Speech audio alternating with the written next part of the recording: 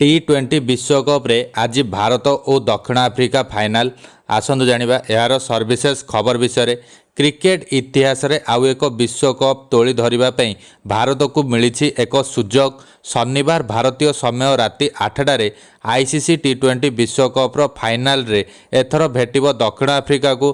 प्रथम संस्करण विजेता भारत सहित प्रथम थर कोनोसी आईसीसी इवेंट फाइनाल रे पहुंचीथिबा दक्षिण आफ्रिका मध्य खेला जिबाकु थिबा फाइनाल टक्कर को प्रशंसक भी उत्सुकतार सह अपेक्षा करिसंती।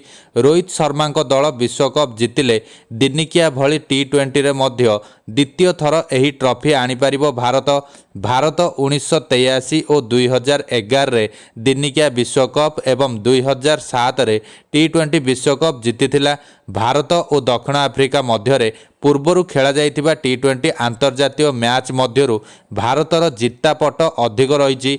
मोट 26 थर मुहांमुही रे भारत 14 और दक्षिण आफ्रिका 11 थर विजय पाइछंती। सेहीपरि T20 विश्वकप इतिहास रे एही दुई दल परस्पर को 6 थर भेटिचंती, जेउथुरु भारत सर्वाधिक 4 थर विजय होइथिला। किंतु गत 5 मुकाबिला मध्यरु दक्षिण आफ्रिका 3टी मैच जीति भारत को आह्वान देबाकू प्रस्तुत हेउछि।